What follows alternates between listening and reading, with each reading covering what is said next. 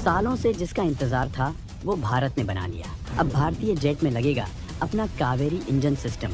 तगड़े इंजन में से एक है कावेरी, भयंकर खूबियों से लैस। दोस्तों, डीआरडीओ रक्षा मंत्रालय का डिफेंस सेक्टर में रिसर्च एंड डेवलपमेंट विंग है, जिसका टारगेट है भारत को एडवांस डिफेंस टेक्नोलॉजी से मजबूत बनाना। और ये हमेशा अपने टारगेट पर इतना फोकस्ड है कि लगातार कोशिशें करता रहता है। दोस्तों, आज के समय में कौन सा देश किसका कब दोस्त बन जाए कुछ कहा नहीं जा सकता। ठीक वैसे ही कब कौन सा देश किसका दुश्मन बन जाए ये भी नहीं पता। लेकिन इसलिए अब भारत ने सोच लिया है जितना हो सकता है काम अपने देश में होगा, जितना हो सकता है दिमाग लगाएंगे, लेकिन टेक्नोलॉजी भारत की होगी। और इसलिए आपने देखा कि कैसे इसरो ने खुद अपने सारे प्लान सबसे अलग कर लिए हैं। वो खुद बनाता है और स्पेस प्रोग्राम बड़े शान से चलाता है। ठीक उसी रास्ते पर रक्षा अनुसंधान और विकास संगठन DRDO भी है। दोस्तों, घरेलू जेट इंजन को बनाने के लिए भारत ने जो लंबे समय से सपना देखा वो जल्द ही पूरा होने वाला है। उन लोगों के मुंह बंद होने वाले हैं जो भारत को कमजोर आंक रहे हैं, क्योंकि दोस्तों, गैस टरबाइन रिसर्च एस्टेब्लिशमेंट यानी GTRI अगले 3 सालों के अंदर LCA तेजस ट्रेनर जेट पर स्वदेशी कावेरी इंजन का प्रदर्शन करने की तैयारी कर रहा है। इससे बहुत सारे सवालों के जवाब मिल जाएंगे उन लोगों को जो लोग लगातार इस पर काम कर रहे थे। दोस्तों, GTRI के तहत DRDO द्वारा शुरू किए गए कावेरी इंजन प्रोग्राम को बनाने के बाद से कई चुनौतियों और देरी का सामना करना पड़ा है। दोस्तों, हालांकि हाल ही में हुए कावेरी इंजन में अपग्रेड से एक बार फिर आशा जाग गई है। डेमोन्स्ट्रेशन फ्लाइट्स के दौरान 81 से 83 kN का जोर हासिल करने का टारगेट पाया गया, जिससे संभावित रूप से कावेरी इंजन को तेजस MK-1A लड़ाकू जेट्स के दूसरे बैच के लिए भरपूर बनाया जा सके। दोस्तों, कावेरी इंजन के ड्राई कोर में बड़े जरूरी सुधार किए गए हैं, जो अब 49 से 51 kN ड्राई थ्रस्ट देने में सक्षम है। ये unmanned combat air vehicle UCAV programme के लिए जरूरी 40 kN से ज्यादा है।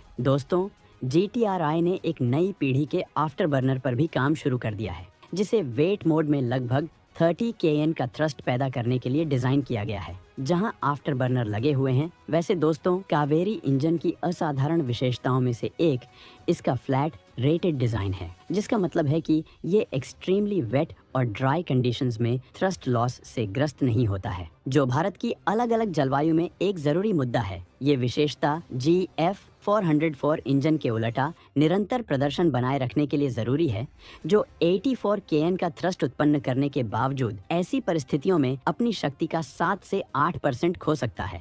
नतीजतन कावेरी इंजन अपने 80 kN थ्रस्ट को बनाए रखते हुए संभावित रूप से बेहतर प्रदर्शन कर सकता है। दोस्तों, वैसे GEF 404 जो नॉर्मल एटमॉस्फेयर में 79 kN से नीचे गिर सकता है।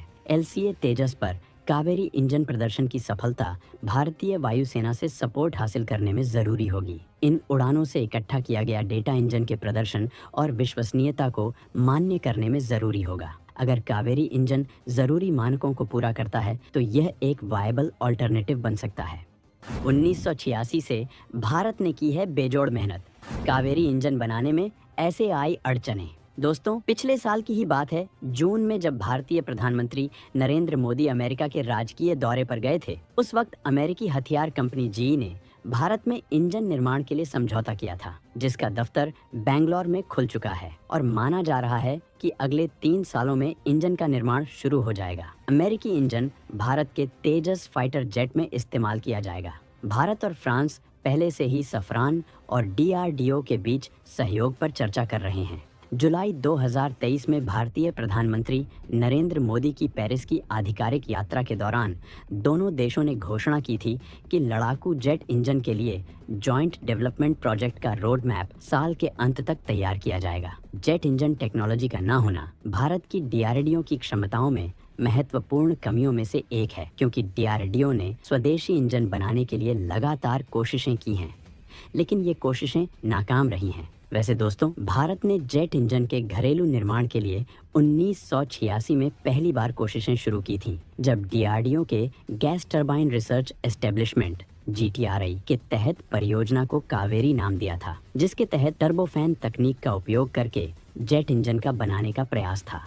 टर्बोफैन पावर प्लांट जेट को वायुमंडलीय ग्लाइड और सुपर मैन्युवरेबिलिटी प्राप्त करने के लिए पर्याप्त थ्रस्ट सक्षम होना चाहिए। भारत के इस प्रोजेक्ट के लिए अमेरिका ने $53 मिलियन का फंड दिया था और कावेरी प्रोजेक्ट तेजस लड़ाकू जेट प्रोजेक्ट का हिस्सा थी। हालांकि यह प्रोजेक्ट कावेरी इंजनों के 17 प्रोटोटाइपों के लिए थी, जिसकी पहली बोली केवल कोर मॉड्यूल को ही हासिल कर सकी, जिसे काबिनी कहा जाता है। तीसरा प्रोटोटाइप पहले 3 कंप्रेसर चरणों पर वेरिएबल इनलेट गाइड वेंट्स प्राप्त करने वाला पहला प्रोटोटाइप था और इसका पहला रन इन साल 1995 था। 1996 में कावेरी इंजन का पहला फुल ऑपरेशन किया गया और सभी 5 ग्राउंड परीक्षण प्रोटोटाइप का टेस्ट 1998 में किया गया। इनिशियल फ्लाइट टेस्टिंग 1999 के लिए सब कुछ प्लान्ड था और तेजस पर टेस्ट 2000 में होना था। हालांकि 1998 के पोखरण परमाणु परीक्षणों के बाद भारत पर अमेरिका ने कई तरह के प्रतिबंध लगा दिए, लिहाजा टेक्नोलॉजी ट्रांसफर का काम अटक गया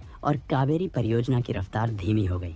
हालांकि कावेरी प्रोजेक्ट 2004 तक तेजी से चलता रहा, लेकिन 2004 के मध्य में रूस में जरूरी टेस्ट फेल हो गया, जिससे तेजस विमान में स्वदेशी इंजन लगाने की सारी उम्मीदें खत्म हो गईं। तब तक कावेरी इंजन 1700 घंटे का परीक्षण कर चुका था। दोस्तों, कावेरी इंजन को उसके दूसरे उच्च ऊंचाई टेस्ट के लिए 2008 में फिर से रूस भेजा गया था। हालांकि 2007 में GTRI ने प्रोजेक्ट को 2 अलग-अलग कार्यक्रमों में डिवाइड करने का फैसला लिया। K9+ कार्यक्रम पूरी तरह डिजाइन और एकीकरण और उड़ान परीक्षणों में अनुभव के लिए कॉन्सेप्ट का रिजल्ट था और K10 कार्यक्रम विदेशी सहयोग के माध्यम से अंतिम उत्पादन संस्करण था। अलग-अलग टेस्ट और कठिनाइयों के बाद 2016 में भारत ने कावेरी इंजन को तेजस फाइटर जेट के योग्य बनाने के लिए सफरान के साथ सहयोग की घोषणा की। हालांकि प्रोजेक्ट अब भविष्य में भारत के स्वदेशी मानव रहित लड़ाकू हवाई वाहनों को शक्ति देने के लिए कावेरी को तैयार करने की है, जो तैयार समझिए कि हो ही गया है। दोस्तों, इससे पहले आपने देखा कि कैसे इस इंजन के लिए हम हमेशा से कोशिशें करते आ रहे थे, लेकिन अगर हम बात करें विदेशी मदद की, तो 4 जुलाई 2016 को फ्रांस ने भारत के लड़ाकू जेट इंजन प्रोजेक्ट को दोबारा शुरू करने के लिए 1 बिलियन यूरो का निवेश करने की पेशकश की थी। एक जॉइंट डेवलपमेंट प्रोजेक्ट का प्रस्ताव दिया, जिसके तहत 2020 तक रुकी हुई कावेरी गैस टरबाइन को स्वदेशी तेजस लड़ाकू विमानों को शक्ति प्रदान करने के लिए इस्तेमाल किया जा सकता है। 20 नवंबर 2016 को DRDO के एरोनॉटिक्स क्लस्टर के महानिदेशक CP रामनारायण ने पुष्टि की कि DRDO और फ्रेंच स्नेकमा ने 36 राफेल जेट के लिए ऑफसेट डील के हिस्से के रूप में कावेरी इंजन को दोबारा बनाने के लिए समझौता किया है। लेकिन इस बीच अमेरिका या दुनिया के और बड़े देश ऐसा नहीं चाहते थे कि भारत अपने इस मिशन में कामयाब हो सके। लेकिन दोस्तों, भारत के एक एक टेस्ट अब सफल हो रहे हैं। जल्द ही इसका रिजल्ट पूरी दुनिया देखेगी।